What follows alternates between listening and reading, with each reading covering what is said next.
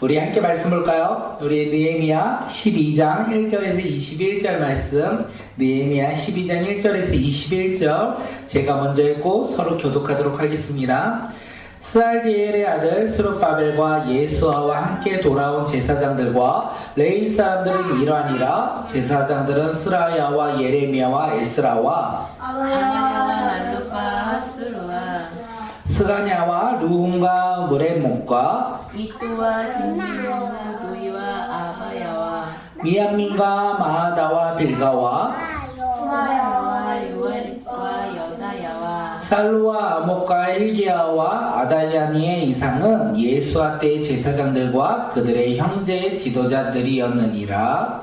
레위 사람들은 예사와 빈누아와 감미엘과 세베야와 유다와 마타냐니 이 마타냐는 그의 형제와 함께 찬송하는 일을 맡았고 또 그들의 형제 박부가냐와 음노는 직무에 따라 그들의 맞은편에 있으며 예수야는 요야김을 낳고 요야김은 엘리야십을 낳고 엘리야십은 요다야를 낳고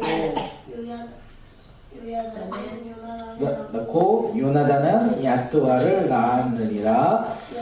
그때에 제사장 족장된 자는 스라야 족속에는 무랴냐요 예레미야 족속에는 하나냐요. 아멘. 12절까지였습니다. 네, 다음 장 넘겨주세요. 네. 오늘의 말씀의 제목은요, 씨앗이 열매를 맺기까지입니다. 네, 말씀의 제목이 뭐라고요? 열매까지 맺기 때문이구나. 네, 우리가 나무에서 이제 포도나무에서 포도로의 열매를 맺으려면 씨앗을 심어야 되겠죠. 그러면 바로 나나요? 그러면 그 나무가 어느 일정 부분까지 커야 되겠죠. 그리고 열매가 맺을 그때까지 우리가 기다려야 하지 않을까 생각합니다. 이 말이 다시 무엇이냐면 하나님의 뜻을 우리가 꿈을 꾸며 살아갈지라도 내가 열매를 맺지 못할 수 있다는 거예요. 그런데 내가 열매를 맺지 못할지라도 우리는 무엇을 뿌려야 된다? 씨앗을 뿌리는 사람들이라고 소망합니다. 우리가 씨앗을 뿌릴 때 언젠가는 그 뿌리 씨앗이 어떻게 된다? 열매 맺는다. 자라서 열매 맺는다는 것을 잊지 아니하는 자들이 되길 소망합니다. 느헤미야의 꿈은 무엇이었습니까? 중국 예루살렘 성벽을 건축합니다. 맞아요. 그 느헤미야의 꿈은요, 예루살렘 성벽을 재건하는 것이 그의 꿈이었어요. 하나님께서 그에게 주신 마음이었어요. 그리고 예레미야는 그 꿈을 이루었어요. 성벽을 이뤘다라는 거예요. 그러면 예레미야는 꿈을 이루어서 이제 그 꿈을 잊어버리고 살면 될까요? 똑같아. 아니에요.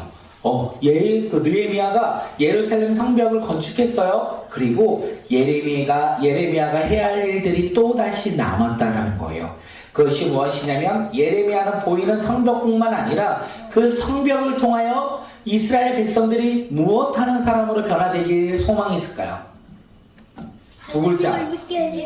맞아요. 하나님을 예배하는 자들이 되길 소망했다는 거예요. 예루살렘 성벽을 건축하여 도시를 성을 건축하는 것이 끝이 아니라 예레미야의 꿈은 그 성벽의 재건을 통하여 하나님의 백성으로서 다시 회복되는, 다시 하나님을 예배하는 예배자들이 예루살렘의 백성들이 되길 소망했어요. 그것을 기대하며 예레미야가 성벽을 건축한 후에 이 12장의 이야기를 쓰고 있는 거예요. 12장에 우리가 1절 읽었던 스알디아의 아들 스룹바벨, 예수와 이렇게 이야기하잖아요. 네, 그런데 문제는 뭐냐면 그들이 언제 사람이냐면 예레미야가 성전을 건축했을 때 함께 했던 사람들이 아니에요. 100년 전에 바벨론에서 살다가 하나님께서 예루살렘에 그 성을 보여주시고 폐허된 그 성을 보여주시고 그들이 우리가 예루살렘으로 돌아가 무너진 폐허가 된 이 예루살렘 성을 재건해야 되겠다 했던 100년 전 사람들의 이름이었다는 거예요. 그들은 바벨론에서 열심히 살아갔던 사람들인 거예요.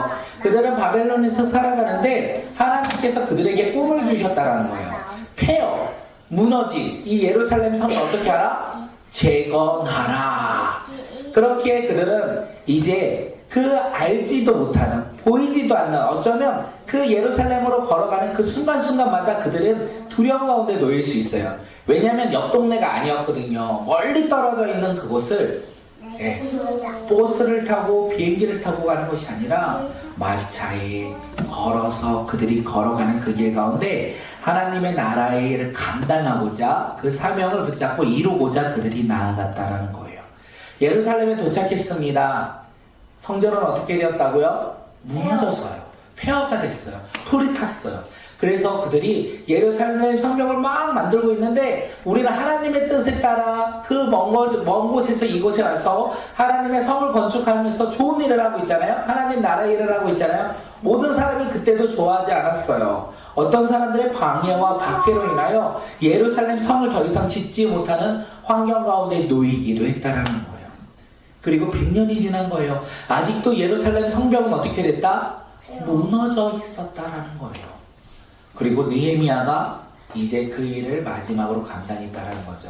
하나님의 꿈은 100년 전에 시작이 되었어요. 하나님의 꿈은 느헤미야의 때 시작되어 이루어진 게 아니라 예루살렘의 재건은 100년 전에 하나님께서 예비하시고 믿음의 사람들을 통하여 어떻게 씨앗을 뿌린 거예요. 그리고 100년 후에 느헤미야와 다른 믿음의 사람들이 연합하여 그 예루살렘 성벽 마무리에 재건을 했다는 거예요. 우리가 여기서 할 수 있는 것은 무엇이냐면 하나님 나라의 일을 감당할 때 우리는 씨앗을 뿌리는 사람들이 될 수 있다는 거예요. 내가 열매 맺는 사람이 되면 너무나 좋을 건데 그렇지 아니하고 우리는 씨앗을 뿌리는 사람이 될 수 있다는 거예요. 그때 우리가 낙심하고 절망하는 것이 아니라 기뻐하는 자들이 되길 간절히 소망합니다. 우리가 하나님의 나라의 일들을 감당하기 시작할 거예요. 우리 자녀들을 위하여 너희들이 다니는 학교는 어떤 학교라고요? 판곡초등학교를 우리 아이들이 지금 3명이나 다니고 있어요. 5학년, 3학년, 1학년 3명이나 다니고 있어서 요즘에 제가 무슨 기도를 한다고요? 판곡초등학교에 우리 아이들로 변화가 있기를. 네, 그리고 기도할 수 있는 모임, 예배할 수 있는 모임이 시작되길 소망하고 있어요. 그런데 그게 우리 아이들의 시대에 이루어지지 않더라도 우리는 실망하거나 낙심하거나 그렇지 아니하고 어떻게 해요? 그것을 기도하며 나아갈 때 10년 후에, 아니 10년은 안 돼요. 8년 후에 이루어질 수도 있다는 거예요. 누구의 때? 하온이의 때. 우리가 기도하고 하나님 나라 가운데 수고한 그것들이 언제 열매 맺냐면 하온이 때. 하온이는 기도했어요? 안 했어요? 지금? 네. 기도하지 않았죠. 판곡초등학교에 기도 모임이 생길 거를 기대하지 않았어요. 그런데 형과 누나들의 기도로 하온이 때 열매 맺을 수도 있다라는 거. 그렇기에 우리는 하나님 나라 가운데 열매를 바라보며 살아가는 자들이 아니라 그냥 우리에게 주어진 하나님의 일들을 감당하는 믿음의 자녀들이 되길 간절히 소망합니다. 지금 느헤미야가 성전을 재건하고 이 성전 재건이 나의 힘과 나의 의와 나의 노력으로 된 것이 아니라 하나님의 계획으로부터 시작되었는데 언제부터 시작되었다? 100년 전에 믿음의 사람들이 씨앗을 뿌렸고 100년 후에 느헤미야와 함께 했던 사람들이 열매를 맺었고 추수하였다. 이것을 이야기합니다. 그리고 그들이 해야 되는 거 성전을 건축하는 거 끝이 아니라 서론에서 제가 뭐를 하기를 원한다고 느헤미야가 말했죠? 재건을 하는 것도 있는데 맞아요. 제사 예배 드리는 것을 꿈을 꿨다라고 얘기했어요. 8절 한번 다음 장 넘겨주세요. 8절이요. 시작 우리 한번 읽겠습니다. 레위 사람들은 예수와 빈누이와 감미엘과 샤바레와 유다와 마띠냐니 이 마띠냐는 그의 형제와 함께 찬송하는 일을 맡았고 레위 사람들은 성전 재건에 어떤 일을 맡았다? 찬송하는 일을 맡았다. 예루살렘 성벽을 건축하면서 그들은 무엇을 맡았다? 하나님을 찬송하는 일, 하나님께 제사하는 일들을 그들이 맡았다라는 것을 이야기해요.